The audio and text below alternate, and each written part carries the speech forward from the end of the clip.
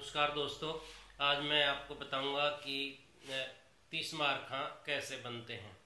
हुआ ये कि बहुत पहले की बात है, एक बार एक आदमी की शादी हो गई। नौजवान आदमी था लेकिन नौकरी वोकरी कुछ नहीं करता था। जब 2-4 महीने बीत गए तो उसकी पत्नी कहने लगी कि भाई जैसे और लोगों की नौकरी लगी हुई है, पैसे भेजते हैं घर में, इस तरह से आप भी कोई काम करिए। तो लेकिन कोई काम था ही नहीं वहाँ पे। वो बस खाना खाता, सो जाता, घूम फिर के आ जाता, इस तरह से उनका रूटीन चल रहा था। तो एक दिन उसकी पत्नी ने परेशान होकर के कहा कि नहीं, नौकरी करने तो आपको जाना ही पड़ेगा, यहाँ बैठे रहने से काम नहीं चलेगा। और उसने क्या किया, पड़ोस से घी और चीनी मांग करके लाई और उसने सुबह जल्दी उठ करके अंधेरे अंधेरे उस आदमी के लिए लड्डू बना दिए और ये कहा कि कल सुबह आप जा रहे हैं।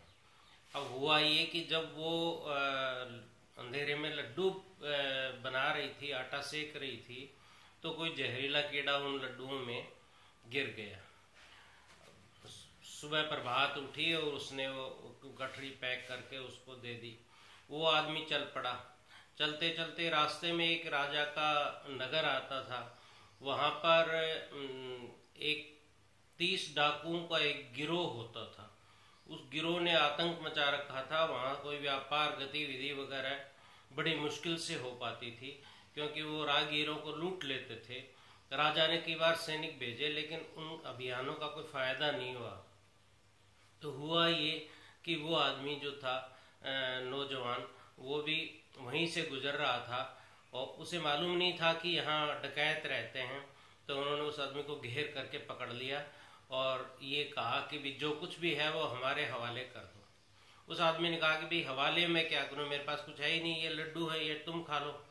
तो उन्होंने वो गठरी लड्डुओं की छीन ली और 30 के 30 आदमी उस पर टूट पड़े।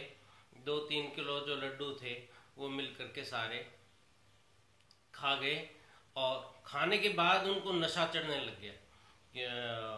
थोड़ी देर के बाद एक आधा आदमी गिर गया, दूसरा, तीसरा, चौथा, पांचवा, धीरे धीरे करके सारे के सारे डाकू एक एक करके वहां गिरने लगे, बिछ गए। और इस बीच राजा के सिपाही पीछे छुपे हुए थे। उनको ये पता लगा कि भाई यहाँ शांति कैसे है, तो वो आए और उन्होंने देखा कि एक आदमी घूम रहा है और बाकी डाकू सारे मारे जा चुके हैं। तो सिपाहियों ने कहा कि भाई इनको किसने मारा, ये क्या हुआ? तो उस व्यक्ति ने कहा कि ये तो मैंने मार दिए। बोला आपने कैसे मारा, इनको तो मारना संभव ही नहीं है। उसने कहा ये तो कोई बात ही नहीं है, मैंने तो कुछ किया ही नहीं, मर गए।